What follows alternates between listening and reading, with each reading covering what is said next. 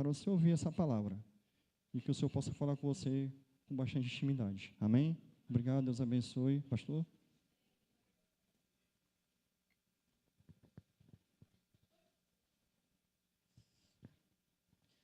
Glória a Deus. Paz do Senhor Jesus a todos, amém, meus irmãos? Glória a Deus.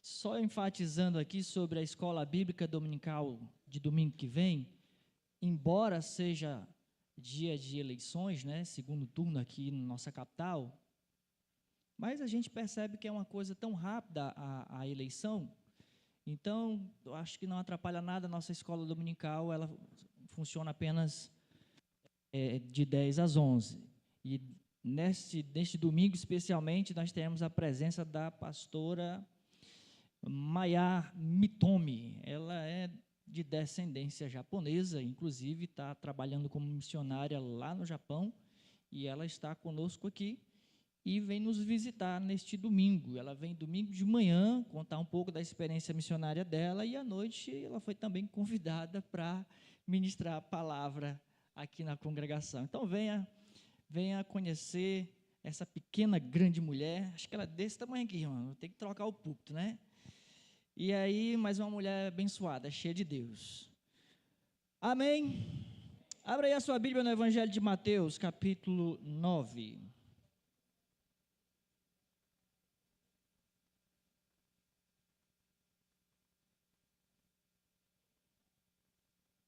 O pastor já chegou fazendo bullying, não foi, mas com a irmã, com a pastor. Misericórdia, é o mau hábito. Você encontrou aí a Mateus capítulo 9? Nós vamos ler do verso 27 ao 31. Quem encontrou, diga glória a Deus aí, bem forte. Aleluia, você tem liberdade para adorar o Senhor nesse lugar, irmão. Eu estou especialmente feliz que hoje a gente tem assim uma reunião mais familiar do que o normal, né? Eu estou feliz demais que eu estou vendo assim, tanto boa parte da minha família está aqui, pessoas que inclusive moram em outros estados. Eu estou vendo gente da família da Tícia ali presente, né? Eu estou vendo gente da família do Auricélio aqui presente. E né, é uma alegria muito grande quando as famílias se reúnem para adorar a Deus. É muito importante quando a família ela se consagra a Deus, decide adorar a Deus, tem uma vida de dedicada a Deus, ao serviço de Deus. Só a família ganha, quando ela realmente se consagra a servir a Deus, ela ganha em unidade, ganha em poder, é abençoada, é uma família abençoada. Você concorda comigo? Pode dizer amém bem forte? Amém. Queria expressar a minha felicidade com a vida de cada uma dessas pessoas que estão aqui hoje. Evangelho de Mateus, capítulo 9, do verso 27 ao 31, diz assim: partindo Jesus dali, seguiram-no 2 cegos, clamando: tem compaixão de nós, filho de Davi. Tendo ele entrado em casa, aproximaram-se os cegos, e Jesus lhes perguntou: credes que eu posso fazer isso?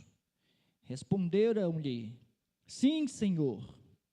Então lhes tocou os olhos, dizendo: faça-se-vos conforme a vossa fé. E abriram-se-lhes os olhos. Jesus, porém, os advertiu severamente, dizendo: acautelai-vos de que ninguém o saiba. Saindo, porém, divulgaram-lhe a fama por toda aquela terra. Não seguraram, né? Os camaradas disseram: eu já estou enxergando mesmo, agora eu vou contar para todo mundo. Vamos orar. Senhor meu Deus e Pai, muito obrigado mais uma vez por estarmos reunidos na Tua casa para Te adorar, para bendizer o Teu santo nome, e também, Senhor, é uma oportunidade maravilhosa para ouvirmos a voz do Senhor, para um momento profético. Fala aos nossos corações, vem, ó Deus, ao encontro das nossas vidas e trata com cada um de nós nessa noite, trata com as famílias. Sim, ó Pai, nós Te pedimos no santo e poderoso nome do Senhor Jesus Cristo. Se você concorda, diga amém comigo. Amém. Muito bem, essa parte da palavra de Deus, se você observar o evangelista Mateus, ele organiza bem assim o seu escrito, né? A sua obra. Logo após de Jesus ter feito um belo sermão, seria o Sermão do Monte, os capítulos 5, 6 e 7 do Evangelho de Mateus, é uma parte cheia de ensinamento. Jesus revela ali o seu poder, revela ali a mensagem do Evangelho nua e crua. E logo em seguida, no capítulo 8, Mateus começa a fazer aqui uma série de exposições dos milagres de Jesus, mostrando o poder de Jesus sobre a enfermidade. No capítulo 8, Jesus cura um leproso, depois cura um servo de um centurião, cura até a sogra do Pedro, né? Jesus está ali ministrando muitas outras curas ainda no capítulo 8. Depois você observa que no versículo 23 do capítulo 8, Jesus mostra o seu poder sobre a natureza. Tem uma tempestade aqui, assombrando os discípulos, e aí vem uma série de outras, uma pessoa endemoniada, e Jesus expulsa o demônio. Jesus vem sendo apresentado por Mateus como aquele que tem todo o poder, repreendendo ali todo tipo de enfermidade, repreendendo a ação da natureza, repreendendo a ação de demônios. E, enfim, quando chega aqui nesse texto, né, que a gente acabou de ler, nós temos dois cegos que vão ao encontro de Jesus. Na verdade, vão seguindo Jesus, diz o texto, partindo dali, Jesus, seguiram-no dois cegos, e esses dois cegos estão gritando atrás, estão clamando. E a cegueira naquela época era de fato algo muito comum, havia muitas pessoas cegas naquela época e naquela região. Algumas pessoas chegam a arriscar a dizer que era por causa da luz solar, que era muito forte, da falta de higiene, porque as pessoas tinham uma certa limitação com a higiene, e coçavam os olhos, e aí davam a inflamação, e aí a cegueira é uma certa consequência. Mas, enfim, haviam muitas pessoas cegas. A gente lê os evangelhos, tem vários cegos que Jesus cura. E aí, essa cura especificamente, ela tem um peso espiritual muito grande. Ela traz uma ideia muito forte para nós, uma ideia espiritual, porque muitas vezes nós também estamos cegos espiritualmente, cegos religiosamente falando, estamos cegos na nossa caminhada, estamos cegos às vezes, inclusive, com aquilo que nós desejamos, com aquilo que nós queremos. Às vezes, até mesmo às vezes, nós estamos cegos com aquilo que nós pedimos a Deus em oração. Às vezes a gente pede uma coisa a Deus em oração, mas a gente não sabe o que está pedindo a Deus, não entende as consequências daquilo que nós estamos falando com Deus em oração. Mas especialmente, essa cura aqui, ela tem realmente algo bem especial, porque Jesus vai provar a fé destes dois homens.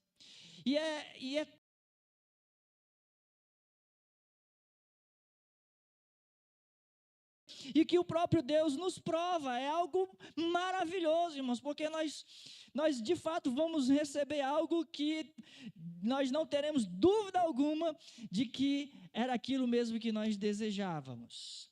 Enfim, só para completar essa introdução, você observa que os dois cegos se dirigem a Jesus, clamando a Jesus por um título, é um título messiânico, chamando Jesus de Filho de Davi. Esse termo, Filho de Davi, ele descreve, como eu havia falado, popularmente a história do Messias, né? O Messias esperado. E quando estes cegos enxergam, os cegos enxergam em Jesus o Messias, de certa forma eles estavam vendo em Jesus aquele que podia operar maravilhas. Você entende isso, amém? Eles estavam, apesar da sua cegueira, eles enxergavam que em Jesus, pelo fato deles clamarem, filho de Davi, eles enxergavam algo. O que eles enxergavam? Eles enxergavam que Jesus era o Messias e, portanto, era aquele que podia operar maravilhas e que podia conduzir o seu povo em triunfo, em glória, em libertação, em conquista, em vitória. Amém? Ao olhar para Jesus, olha isso, olhar para Jesus, né? Eles são cegos. Isso é difícil aqui eu não me atrapalhar com isso, né? Mas eles enxergavam aquele que tem o poder para lhes dar a vitória, para lhes libertar da cegueira, do engano, seja de qual for a enfermidade que eles estivessem padecendo, seja qual fosse a limitação que estivesse sobre a vida deles, seja qual fosse a dificuldade, a necessidade, eu diria a real necessidade, não só apenas o desejo do coração deles. Porque é óbvio que alguém que está cego, ao chegar diante de alguém que pode resolver o seu problema, e essa pessoa perguntar o que você deseja, seria óbvio que o cego ia dizer, eu quero enxergar. É uma questão extremamente óbvia. Mas Jesus, a gente vai ver isso um pouco mais adiante, Jesus tem toda uma intenção com a vida desses dois cegos, e assim como Deus tem todo um propósito também na minha e na sua vida. Quantos creem assim? Eu gosto de entender, de andar, de caminhar sobre um Deus que tem um propósito. Eu me sinto tão seguro de saber que eu não estou aqui ao acaso, de saber que eu não sou um acidente, que a minha vida não é um acidente. Eu fico muito seguro de saber que Deus tem um plano e um plano maravilhoso na minha vida. Não só na minha vida, mas na vida também da minha família. Amém? Então, nessa abordagem aqui, nós vamos encontrar algumas coisas bem interessantes. Versículo 27, novamente. Partindo Jesus dali, seguiram-no 2 cegos, clamando, tem compaixão de nós, filho de Davi. Só que Jesus não respondeu nada. Você observa que Jesus não respondeu nada. Jesus não faz nada de imediato. Jesus não vira as costas para dizer, quem está me chamando? Jesus não para, vamos dizer que eles estão ali caminhando como se fosse uma grande procissão, né? Várias pessoas. Jesus já estava famoso, muita gente ia após ele. E aí, diante desses gritos, diante do clamor desses 2 cegos, Jesus não para, Jesus não olha para trás, Jesus não pergunta o que está acontecendo. E por que Jesus não interrompeu essa caminhada, como ele, por exemplo, fez quando a gente volta aqui umas 2 páginas, cadê a cura do centurião, né? Está aqui no capítulo 8, versículo 5. Jesus está ali numa situação e o centurião chega e Jesus prontamente diz, tudo bem, eu vou agora atender você, vamos à sua casa. E aí, enfim, por que Jesus igualmente não interrompe ali a sua caminhada e se volta e de repente já faz o que ele tinha que fazer diante da multidão, diante de todas as pessoas? Por que ele não faz isso, né? Quando aquelas pessoas estão buscando ele ali com as suas necessidades. Interrogação, será que Jesus está provando de fato a fé deles? Será que Jesus está testando a fé deles? Quantos acreditam que Deus pode testar a sua fé? Quantos acreditam que Deus pode provar a sua fé? Quantos acreditam que Deus pode provar aquilo que você tem pedido, as tuas orações, teu clamor? Eu penso que Deus, sim, faz isso. Será que Jesus queria estar seguro de que aquele pedido, que aquele anseio, que a necessidade daquele cego era sincera, era de fato necessária, era o que realmente ele queria e que Jesus poderia de fato dar aquilo para ele? Por que eu estou fazendo esse tipo de questionamento?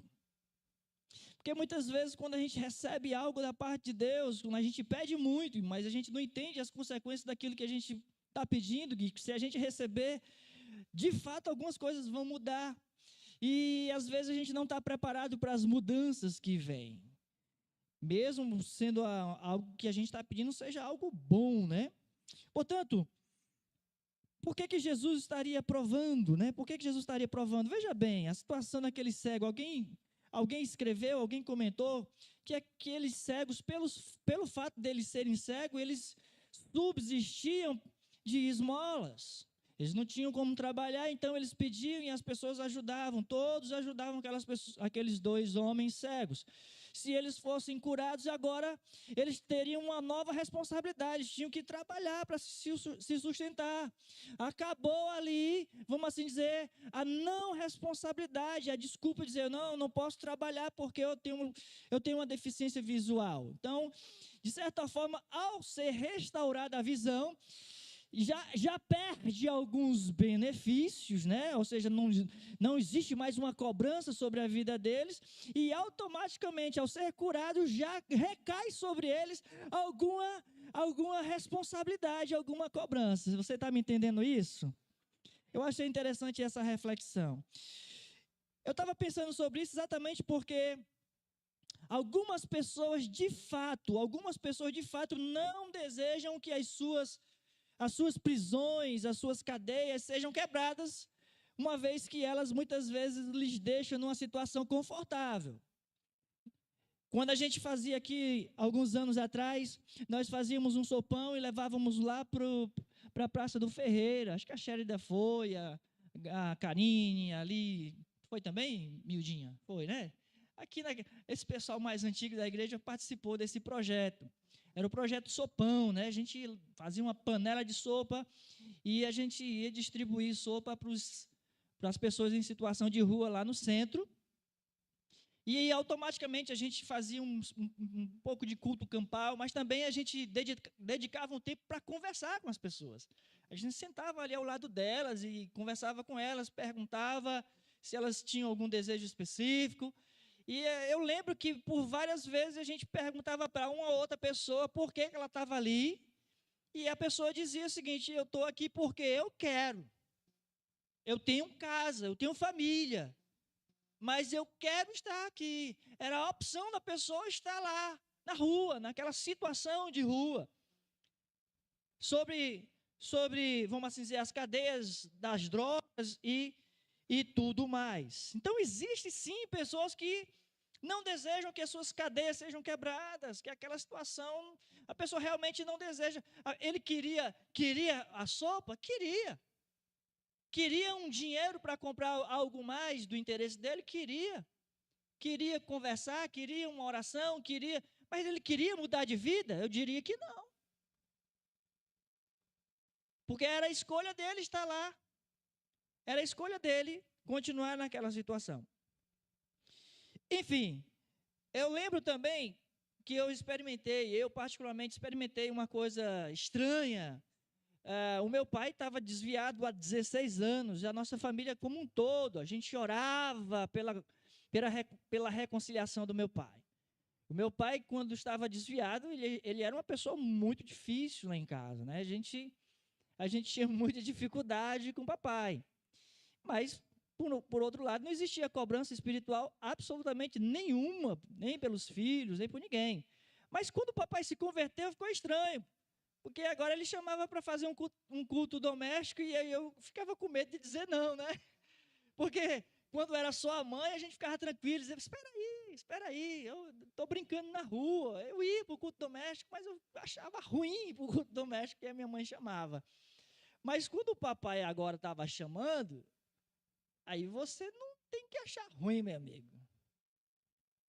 A gente ora para o homem se converter. Ele se converteu, agora a gente também tem que dar vamos assim dizer, dar respaldo, né? Chamou, vamos. Né? É dia de ir para o culto, vamos para o culto. Graças a Deus, nessa época eu já estava bem comprometido com Deus, então não tinha dificuldade nenhuma, mas que era estranho. Agora o meu pai é crente, agora a gente ora com ele, agora a gente vai para a igreja com ele. Era muito estranho que a gente não ia para a igreja com o papai, né? Uma vez perdida que ele aceitava um convite. Mas enfim, as mudanças vêm. Outro dia eu estava conversando com meu cunhado, Antonildo, ele foi para o Rio de Janeiro, morava aqui, né? Foi transferido para o Rio de Janeiro, já tem 2 anos, 3 quase, né? E aí outro dia ele estava dizendo: rapaz, falando sobre a filha dele, a Rebeca. A Rebeca está crente demais, agora todo dia quer estar na igreja, a igreja um pouco longe da casa dele. E tem jejum, e tem oração, e tem grupo pequeno, e tem evangelismo, e todo dia tem que estar, tá ficando chato já. Ei, espera lá. Ele falou brincando, né? Ele falou brincando, mas eu disse, olha, meu querido, levante a mão para o céu, dê glória a Deus, porque sua filha está com sede de Deus de ir para a igreja. Porque aí a gente ora para os filhos da gente se converter, né? A gente ora, pede para os meninos da gente estarem comprometidos com Deus. Mas eles querem estar na igreja todo dia. A gente vai botar dificuldade para o menino ir para a igreja? Absolutamente não. A gente vai achar cansativo porque, oh meu Deus, eu queria chegar em casa e descansar. Mas não, aí o menino chega aí, pai, me leva ali na igreja. Pagar o preço, por outro lado, vai ter que pagar o preço. De alguma forma, quando a gente ora, quando a gente pede algo da parte de Deus, a gente tem que entender que quando a gente recebe, algumas coisas vão necessariamente mudar nas nossas vidas. Então, a verdade é que tem muita gente que no mais íntimo do seu coração está muito mais satisfeito e contente com as suas fraquezas e não quer de fato deixar o pecado. Às vezes quer sim uma ajuda aqui, uma ajuda ali, ei, me ajuda aqui com o meu casamento, ei, me ajuda aqui com o meu filho, ei, mas de fato não estão dispostas a mudanças necessárias, de fato as exigências que o Evangelho faz sobre as nossas vidas. Então Jesus, vamos imaginar que Jesus estava ali assegurando-se, não que ele tivesse necessidade, tá, irmãos? Tá? De jeito nenhum. Jesus estivesse ali se assegurando-se, em primeiro lugar, de que aqueles dois homens cegos estavam verdadeiramente desejosos de receber a cura e de dar uma verdadeira guinada na vida, né? Um revira, estou cansado realmente dessa vida, eu não aguento mais, essa vida aqui é o que eu não quero e eu preciso de ajuda. Eu quero mudar radicalmente. Eu quero realmente ser outra pessoa. Porque quando Cristo vem, quando Cristo vem sobre as nossas vidas, se a gente vai ao encontro de Jesus e quer realmente a ação dele sobre as nossas vidas, pode ter certeza, meu irmão, você não vai ser mais a mesma pessoa. Você não será mais a mesma. E Jesus, eu imagino que Jesus está provando, testando a fé e o pedido desses dois homens, porque a vida desses dois homens ia sofrer uma reviravolta sobrenatural. Quantos estão entendendo? Digam amém.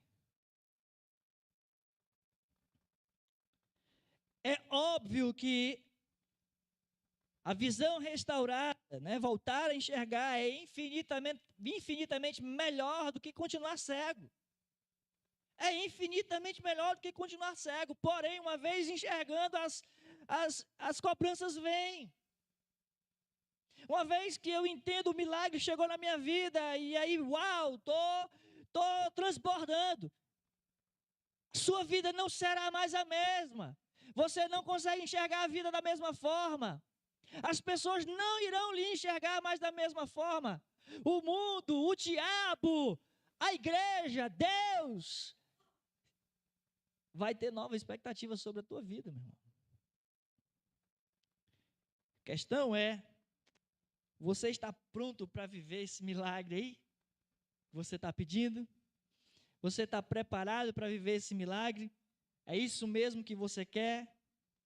Jesus está te perguntando. Veja aí no versículo 28.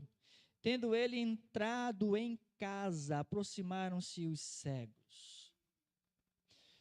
Muito bem, eles estavam numa multidão e eles clamaram, Jesus não olhou para trás. Uma outra coisa interessante, uma particularidade aqui, é que depois que Jesus não deu uma certa atenção em público, Jesus os recebe em particular. Por quê? Eu também não sei. Mas algo que seria mais fácil acontecer em público e ia ter uma repercussão maior, e Jesus nem estava procurando esse tipo de repercussão. Veja aqui no final do texto que a gente leu, Jesus disse severamente, não conte nada para ninguém. E eles muito que colocaram no Instagram, Facebook, né, no TikTok, YouTube, divulgaram em todos os cantos, WhatsApp, botaram no Story, fizeram toda a divulgação necessária. Mas, enfim, Jesus os recebe em particular. E eu quero refletir com você sobre isso. Porque uma das leis do mundo espiritual é que mais cedo ou mais tarde, eu e você vamos ter que nos resolver em particular com Jesus. Porque aqui hoje à noite, no meio dessa multidão, no meio desse culto aqui, nessa atmosfera maravilhosa, a gente é tomado pela nossa emoção, é tomado pelo sentimento, pela boa música, pela boa palavra, é tomado pelo choro de outra pessoa, pela manifestação do Espírito Santo na vida de pessoas que estão à nossa volta, e aí a gente também se deixa levar por isso e acaba tomando alguns rumos nas nossas vidas, porque em público é mais fácil. Mas aí chega lá fora e diz, rapaz, aquilo ali que eu vivi lá na igreja, chorei e tudo, e agora aqui parece que não aconteceu nada. Eu me lembro que uma vez uma pessoa veio aqui na igreja com um problema de saúde grave, e ela veio aqui, chorou, falou comigo, pediu oração, eu disse, eu vou orar por você. Eu disse, a igreja vai orar por você. E eu tenho certeza que Deus vai responder. E o processo durou pouco tempo, acho que em pouco mais de 3 ou 4 meses, mais ou menos isso, seu moto, lembra? E aí, ele submeteu uma cirurgia, fez alguns exames pós-operatório, e de repente o médico já disse, olha, você está curado. E ele voltou na igreja e disse, pastor, estou curado, feliz, emocionado. Depois ele sumiu, não apareceu mais. E aí um amigo dele uma vez me encontrou e disse, pastor, lembra de fulano? Eu disse, lembro. Pastor, uma vez ele falou para mim que ele aceitou Jesus na emoção. Eu disse, acredito. Muitas vezes, exatamente pela circunstância, por aquilo que a gente está necessitando, a gente até deseja muito. E aí a gente pede a Deus, Deus faz isso. Isso não quer dizer que Deus não vai fazer, não. Deus vai fazer, mas Deus quer fazer muito mais do que nós pedimos ou pensamos, irmãos. É exatamente a história aqui desses 2 homens. Era muito simples e fácil para Jesus chegar e tocar nos olhos daqueles homens e eles estão curados. Acabou a história ali, vão para casa, beleza. Mas não, Jesus quer fazer muito mais do que eu e você pedimos ou pensamos. Jesus quer muito mais que a gente sinta um arrepio, que a gente derrame lágrimas. Jesus quer realmente mudar a nossa história, mudar a nossa vida, dar uma virada na nossa história. Na história da tua família, dos teus filhos e dos filhos dos teus filhos. Então, eu diria que é uma espécie de obrigação dentro do mundo espiritual, é que mais cedo ou mais tarde, todo ser humano vai ser confrontado a sós com Jesus. Ou aqui, ou no grande dia, né, em que Jesus virá. Então, como eu estava dizendo, é fácil a gente decidir a favor de Jesus, eu te amo, Jesus, filho de Davi, é fácil eu chorar e dizer, eu creio, eu estou sentindo, é fácil a gente, levado pela emoção de uma reunião pública no meio da multidão, e a gente ali carregado dessa energia espiritual, a gente decidir favorável a Cristo.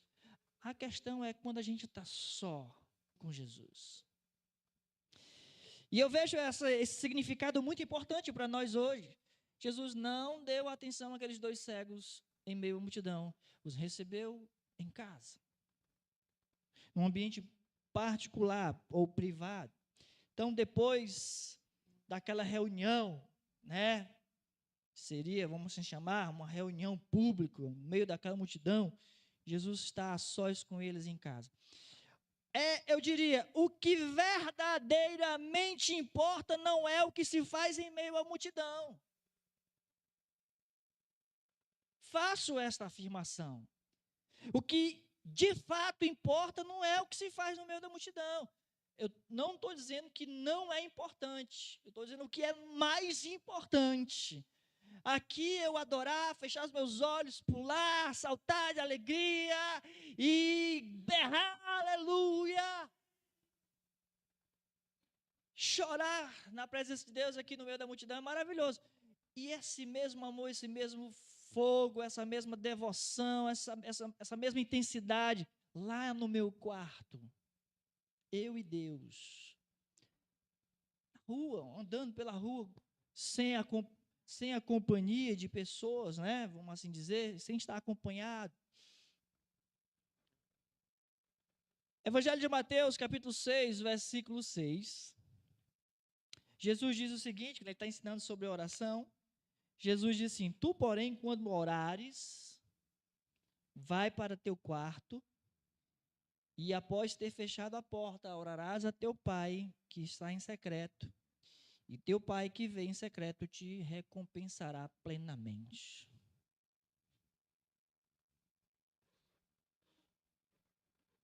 Você vai ali no seu quarto, eu diria que é uma obrigação nossa de estarmos a sós com Deus, diariamente, dedicar um tempo de falar com Deus ali no privado, eu e Deus, conversando, eu expondo as minhas necessidades, eu expondo o meu coração, as minhas emoções, os meus sentimentos, eu expondo as minhas fraquezas, as minhas vulnerabilidades, eu ali falando com Deus o que eu quero, mas submetendo a Deus a vontade dele sobre a minha, porque Deus é que sabe o que é melhor para mim.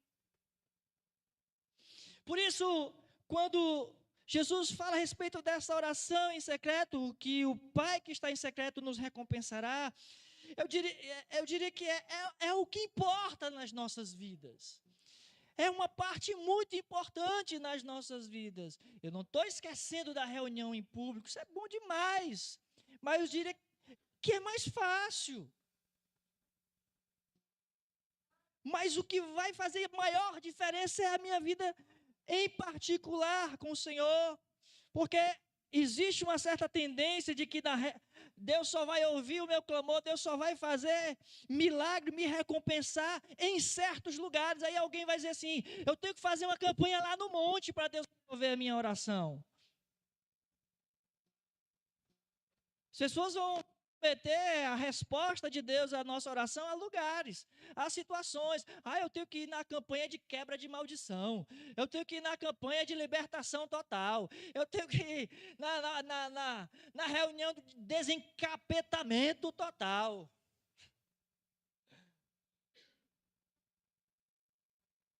A gente tem a certa tendência de relacionar o poder da oração a certos lugares, certos ambientes, se tiver muita gente.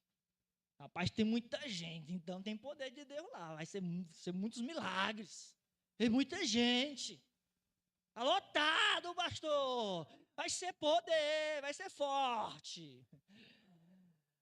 E Jesus queria fazer ali, um lugar reservado. É lógico, irmãos, não há dúvida de que existem certos lugares onde Deus realmente vai se manifestar poderosamente e a gente vai ter a sensação de que Deus está mais perto. E não tem problema, eu gosto de orar lá no Monte da Sabiaguaba, por exemplo, eu gosto. Sinto uma presença boa, um ambiente bom, luz da lua, né? Brisa do mar, pés descalços na areia, é muito bom. Tem vários outros irmãos orando lá ao mesmo tempo agora, é maravilhoso. Mas acredite, o mesmo Deus que responde, que ouve minha oração quando eu estou lá, Ele responde quando eu dobro meu joelho bem aqui, ou quando eu estou lá do lado da minha cama orando, ou quando eu estou dentro do carro, onde quer que eu estiver, falando com Ele. O mesmo Deus, e a presença é a mesma. Quantas e quantas vezes a presença de Deus foi poderosa, eu dentro do carro, aqui no trânsito, chorando, de Deus, dando glória a Deus, fecha os vídeos para dar glória a Deus, igual um louco. Outro dia eu estava fui buscar o Saulo lá na escola dele, vindo lá para cá, eu disse: Saulo, nós vamos orar. Eu comecei a orar dentro do carro, feito um doido, né? orando dentro do carro, e o Saulo começa, ora não, Sônia, ora não, Sônia. Eu digo, eu vou orar, Saulo, eu vou orar. E orando em voz alta dentro do carro, e eu sentindo Deus, aí quando ele se calou, eu disse, Deus está aqui dentro desse carro.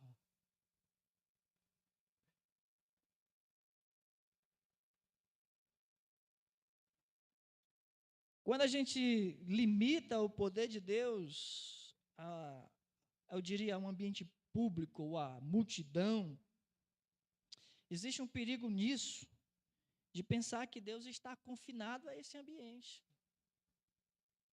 A gente aprisiona Deus a certos ambientes, a certos lugares, a certas circunstâncias. Ali tem um monte de gente, então Deus está lá.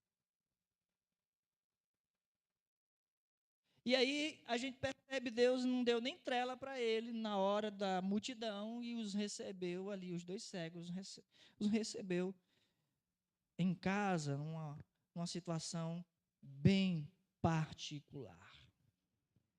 Ainda no versículo 28, veja bem, tendo ele entrado em casa, aproximaram-se os e Jesus lhes perguntou, a pergunta de Jesus é maravilhosa, credes que eu posso fazer isso?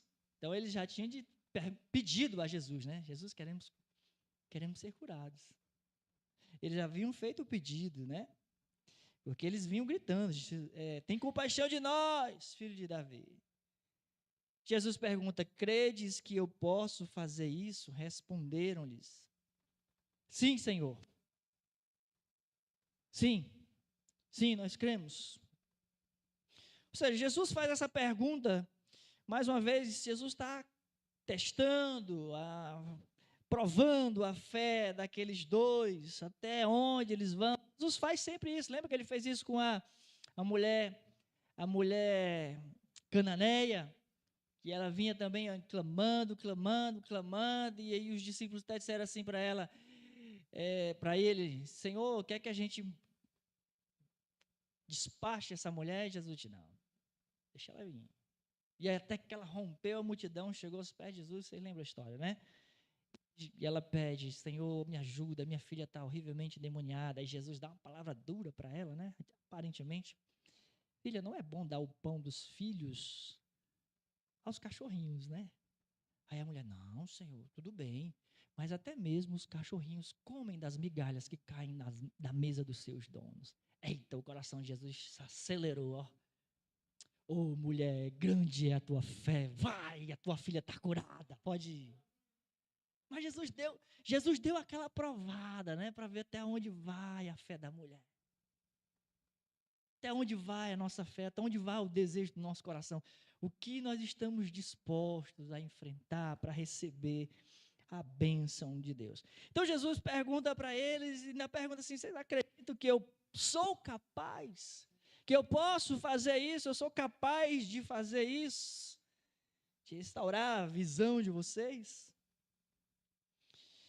Fica bem fácil de a gente entender que diante dessa pergunta de Jesus, a única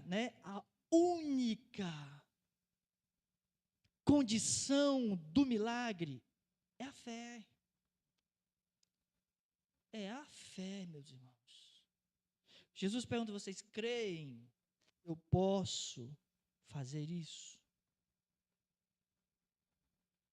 Jesus está condicionando aquilo que ele iria fazer, a fé. É a única condição para que os milagres aconteçam, é a fé. Aí você me diz, mas pastor, Jesus já operou milagres sem que alguém fosse confrontado? Já sim, Deus pode fazer o que Ele quiser, meu irmão.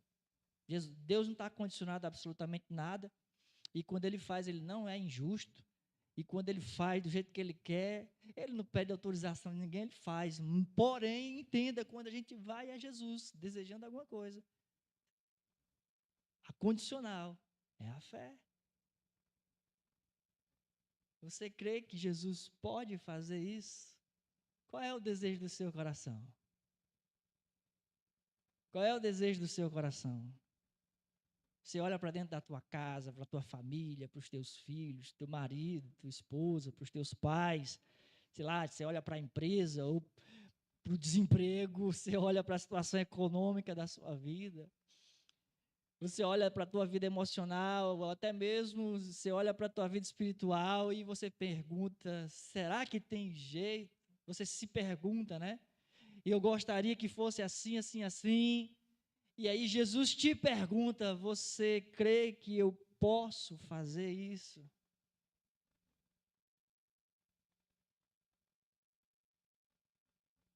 Você crê que Jesus pode fazer algo, irmão, na sua vida? Você crê que Jesus pode sacudir a estrutura da tua vida, da estrutura da tua família e mudar poderosamente, sobrenaturalmente? A única condicional para que os milagres aconteçam é a fé.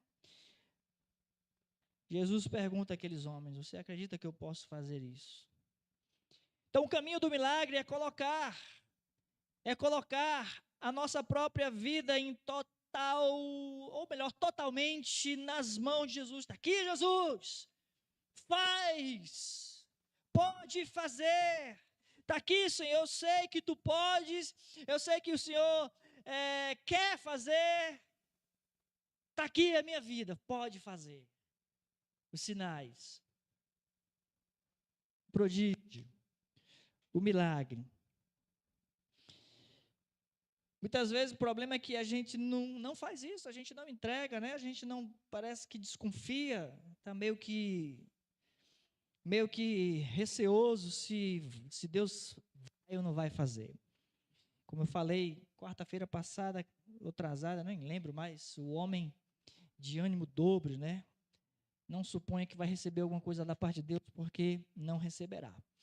Aqui no versículo 29, então, diz assim, então lhes tocou os olhos, dizendo, faça-se-vos conforme a vossa fé. Faça-se-vos conforme a vossa fé. É a condicional para que Deus opere grandes coisas nas nossas vidas. É a fé, é a minha e a sua fé. É a maneira como nós enxergamos Jesus mesmo diante das nossas dificuldades, das nossas limitações. Os dois eram cegos, mas clamavam, filho de Davi. Ou seja, viam em Jesus aquele que tinha poder para realizar maravilhas. Então, lhes tocou os olhos, dizendo, faça-se-vos conforme a vossa fé. Verso 30, e abriram-se-lhes os olhos. Jesus, porém, os advertiu severamente, dizendo, acautelai-vos de que ninguém o saiba. E eles ficaram bem quietinhos, né, irmãos? Falaram para ninguém, né? Só que não. Faça-se-vos conforme a vossa fé. Essa condicional de fé, irmãos, é exatamente o reconhecimento de Jesus Messias, Senhor, Rei, Salvador, com todas as suas implicações. E aí eu faço questão para a gente caminhar para o fim, de ler com os irmãos em Isaías 35, versos 5 e 6 apenas. Bota para a gente. Quando eu entendo que Jesus é o Senhor, que é o Messias, Salvador, eu estou entendendo que Ele também implica algumas coisas na vida de Jesus, algumas bênçãos para mim. Isaías 35, versículos 5 e 6. Isso aqui é profético.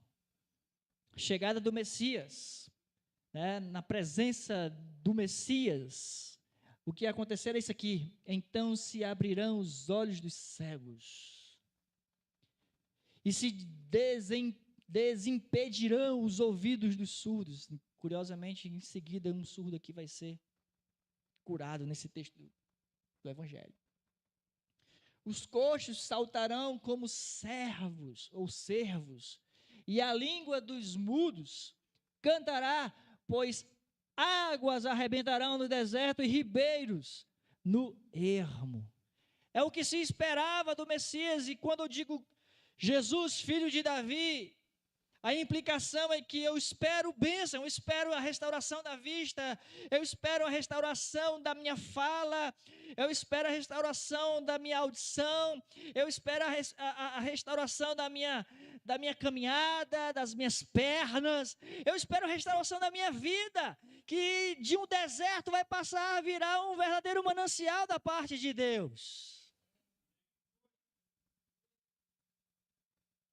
Quando eu clamo a Jesus, eu espero estas coisas.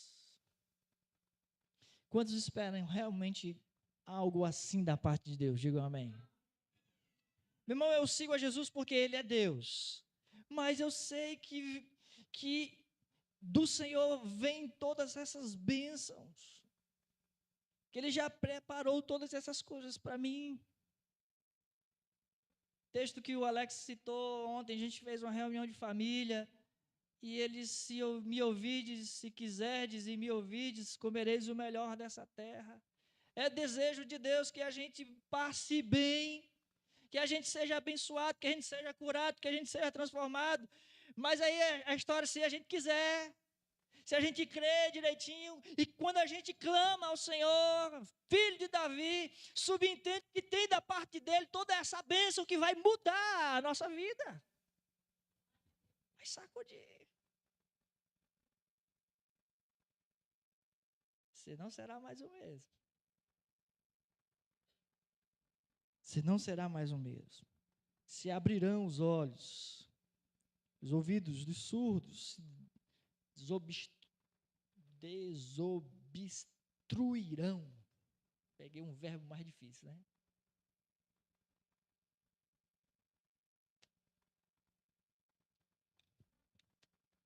Quantos precisam de um milagre? Digam amém. Pergunta boba, pastor. Todo mundo quer algo da parte de Deus. Jesus perguntou para 2 cegos.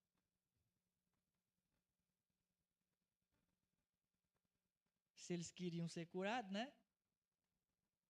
Por que eu não posso perguntar se você também quer receber do Senhor? Convido você a ficar de pé, em nome de Jesus. Eu quero fazer uma oração pela sua vida.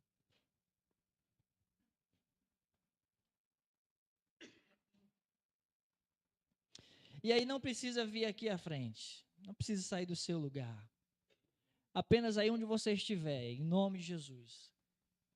Lembre-se, não é uma questão, tem que ir lá na frente, tem que ter um arrepio. Não, não tem, é a fé.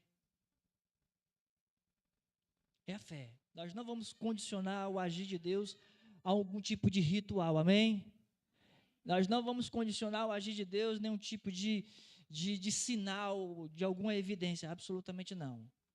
A condicional aqui é se você crê. Você crê que Deus pode fazer? Você crê que Deus pode fazer? Você tem algo a pedir ao Senhor? Você tem algo a colocar diante do Senhor? Apenas faça isso. Apenas faça isso. Deus, aqui. Eu sei que o Senhor pode e vai fazer. Por isso estou aqui. Porque os cegos, ao irem até Jesus, eles sabiam que Jesus podia fazer. Senão não juntariam lá. Então feche seus olhos em nome de Jesus e ore comigo nesse instante. Senhor meu Deus, Jesus, Filho de Davi, Tu és o Senhor e Rei, Tu és aquele que pode todas as coisas, Tu és aquele que criou todas as coisas para o Teu louvor. Senhor, eu quero apresentar diante de Ti toda esta congregação, de forma que o Senhor contemple os nossos corações e que cada uma das nossas petições, cada um dos nossos clamores que nós trazemos a Ti nesse momento, o Senhor, meu Deus, por Tua infinita graça e misericórdia, possa estender a Tua mão poderosa a realizar os milagres, a realizar os sinais, a realizar os prodígios, que só o Senhor pode fazer, que só o Senhor tem o poder para fazer. Nós cremos, ó Pai, nessa noite, nós cremos que os céus estão abertos sobre as nossas vidas. Nós cremos no livre acesso ao trono da graça. Nós cremos, ó Deus, que já desfrutamos de todas as bênçãos celestiais, ó Deus amado, aqui e agora. Portanto, Senhor, envia uma palavra de ordem, repreendendo a enfermidade, repreendendo, ó Deus, a angústia, repreendendo, ó Senhor, a tristeza, o medo, a vergonha, repreendendo, Senhor, a ansiedade, a depressão, repreendendo toda timidez, repreendendo, Senhor, toda aquela situação em que a pessoa está desesperada.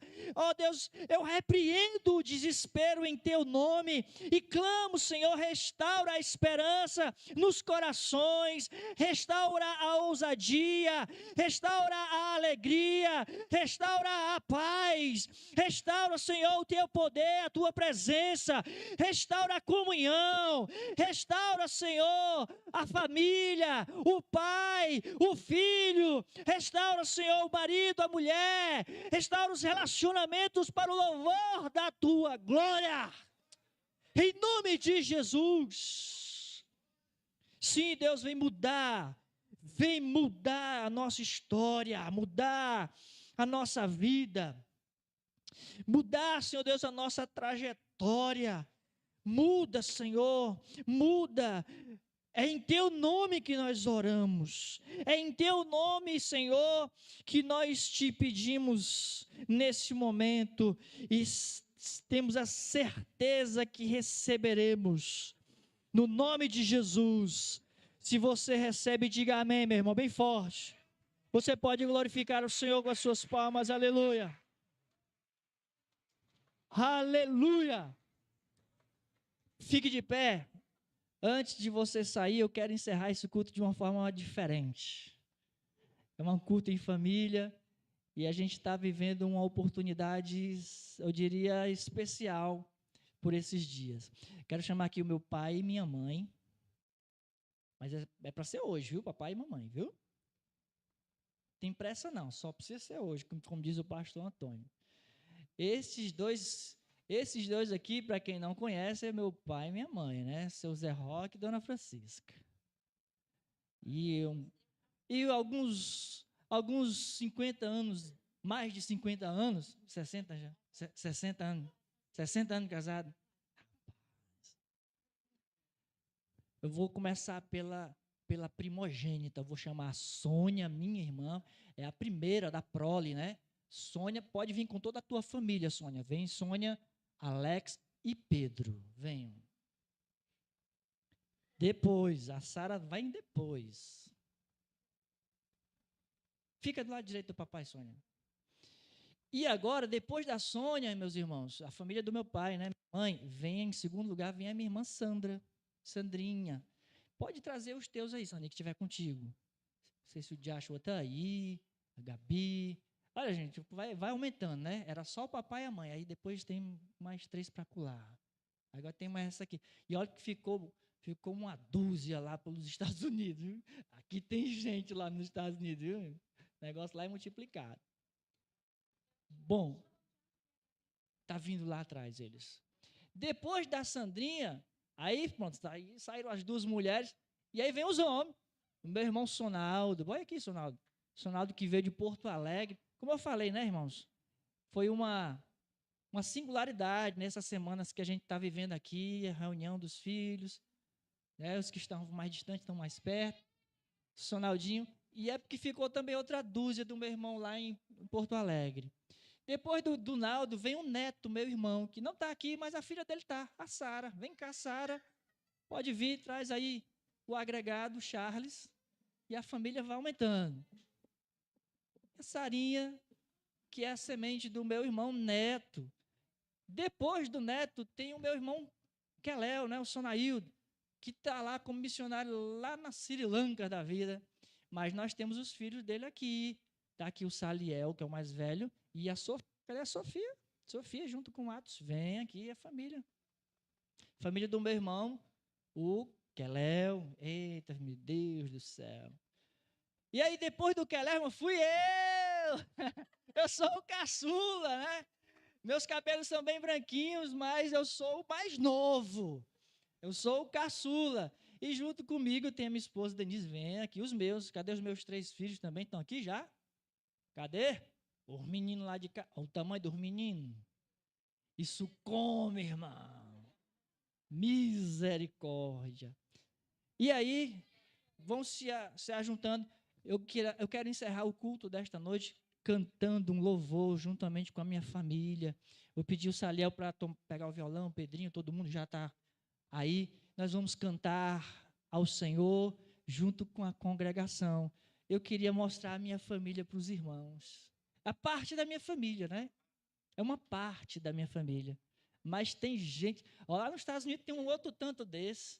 Lá no Rio Grande do Sul tem outro tanto desse aqui. E aí tem mais 2. E lá no Sri Lanka tem mais 2, né? Só 2. Amém?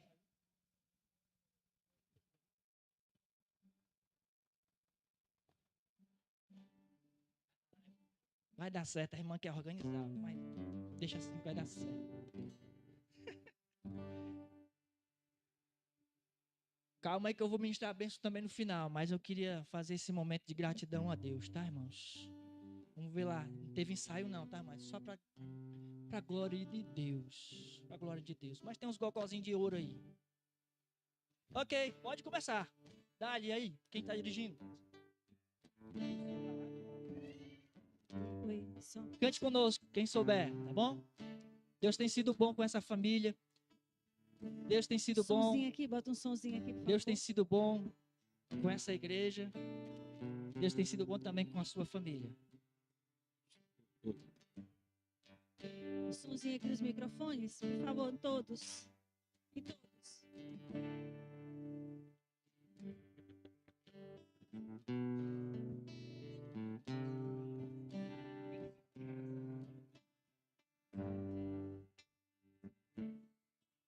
Cicatrizes que provam que ele precisou sofrer, pudesse ser livre. Cicatrizes que provam que ele precisou sofrer,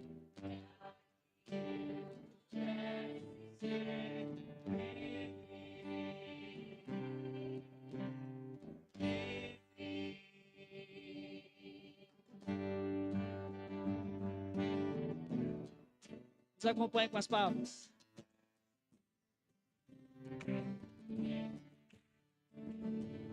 essa paz que eu sinto em minha alma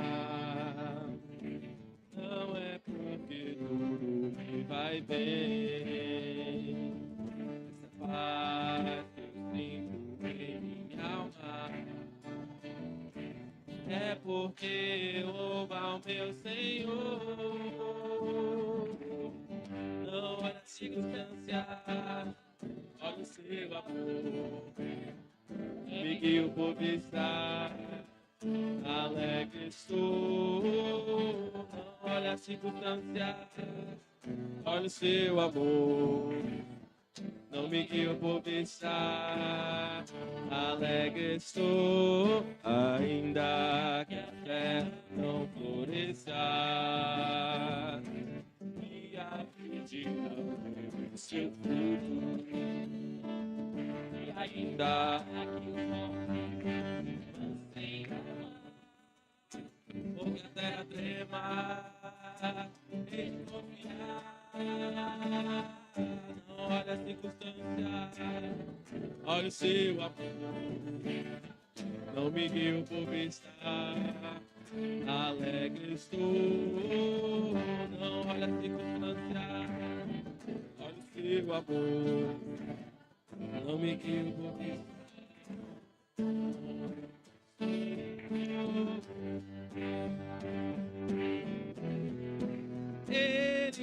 Ele vem, a trombeta soa, para o sol, na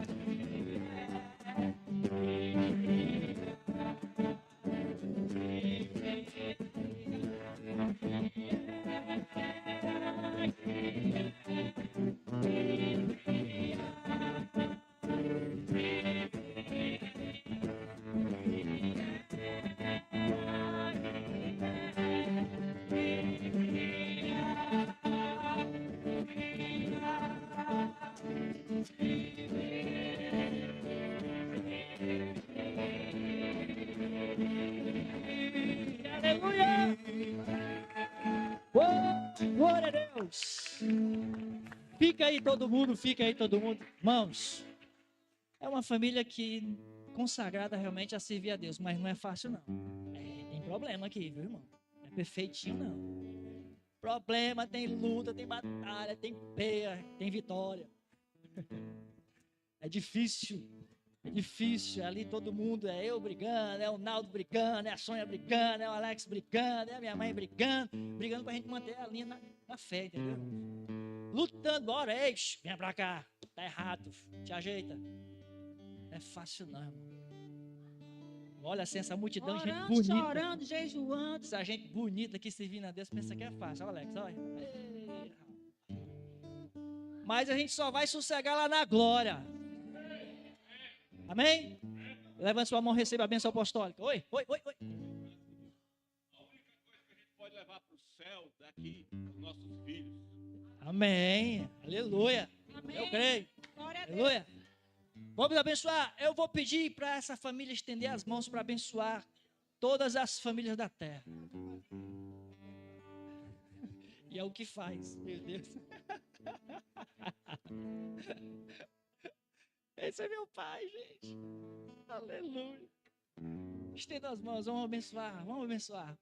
Que a graça do Senhor Jesus Cristo, que o amor de Deus, o nosso Pai, que a comunhão e a consolação do Espírito Santo de Deus repouse sobre a tua vida, repouse sobre a tua família e seja com todo o povo de Deus espalhado pela face da terra. Se você recebe, diga amém. Deus abençoe você. Semana abençoada para a sua vida.